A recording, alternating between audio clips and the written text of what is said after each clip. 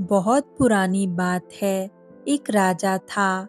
वह अपनी प्रजा से बहुत ही प्यार करता था। उसके जीवन में सारी खुशियां थी। बस एक ही दुख था कि उसे नींद नहीं आती थी।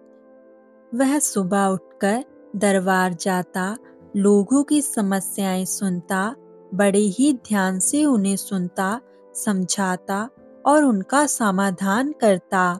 उसके दरबार के दरवाजे सबके लिए खुले थे। गरीब, अमीर, कोई भी छोटा बड़ा इंसान उसके लिए एक समान था। समाधान मांगने किसी भी समय कोई भी आ सकता था। इसलिए राजा ये सोचता था कि वह बहुत ही अच्छा है। हालांकि उसे अपनी अच्छाई का कोई भी घमंड नहीं था। मतलब वह दूसरों के साथ बुरा व्यवहार नहीं करता था, उन्हें नीचा दिखाने जैसा बर्ताव नहीं करता था। लेकिन कभी-कभी वो छोटी-छोटी बात पर भी गुस्सा हो जाया करता था, क्योंकि पूरी रात सो ना पाने के कारण अक्सर उसकी बुद्धि ठीक से काम नहीं करती थी। वह परेशान रहता था। एक बार उसके राज्य के पास वाले जंगल में एक साधु रहने आए। उन दिनों ये परंपरा थी कि राजा अपने पास वाले जंगल में रहने आए साधु से आशीर्वाद लेने और उन्हें अपने यहाँ आने का न्योता देने जाया करते थे। राजा भी साधु को न्योता देने गए, लेकिन साधु ने कहा कि वह जंगल में ही रहना चाहते हैं। वह किसी राजा का न्योता स्वीकार नहीं करते। मगर हाँ, राजा को कुछ परेशान देखकर वो बोले, तुम अपनी समस्या मुझे बता सकते हो। राजा ने अपनी नींद न आने की समस्या साधु बाबा को बताई।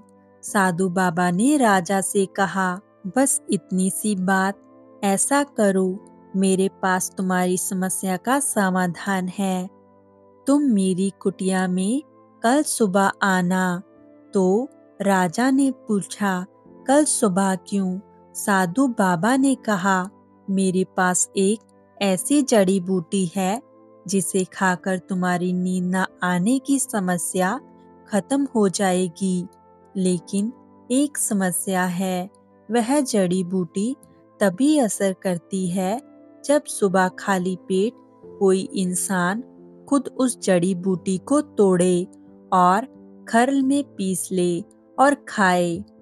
और राजन, जैसा कि तुम देख ही रहे हो, मैंने ये कुटिया बनाई है और इसके आसपास काफी बड़े घेरे में बाड़ बनवाकर एक गेट लगवाया है। उसके अंदर रथ का प्रवेश वर्जित है। मेरी कुटिया के अंदर रथ लेकर नहीं आ सकते, यह मेरा नियम है।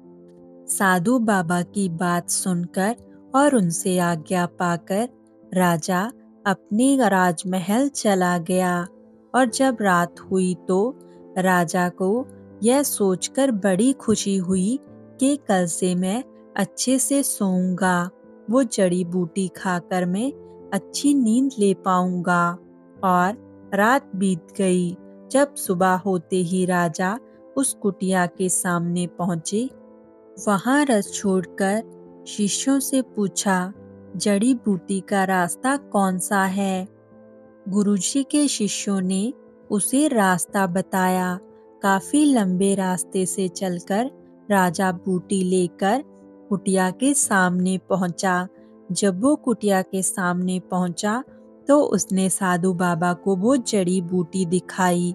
तो राजा ने वो जड़ी बूटी पीसी और साधु बाबा ने राजा से कहा कि ये बहुत ही शक्तिशाली जड़ी बूटी है, इसे खाकर तुम्हें बहुत अच्छी नींद आएगी। लेकिन चलते चलते राजा अब बहुत थक गया था। राजा ने वो बूटी खाई और वो रथ में बैठकर अपने राजमहल पहुंचा। जब रात हुई तो राजा को बैठते ही नींद आ गई और वो चैन की नींद सोया। सुबह जब राजा उठा तो वो बहुत खुश था और उसने सोचा, कि उसे साधु बाबा का धन्यवाद करना चाहिए।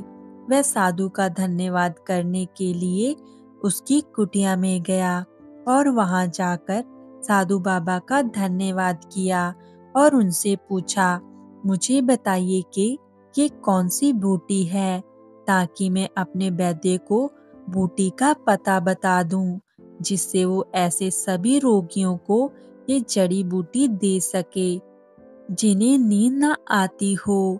इस पर साधु हंसने लगे और कहने लगे, ये तो एक साधारण सा साग है, तुमने बहुत बार इसे खाया होगा राजन, ये कोई जड़ी बूटी नहीं है।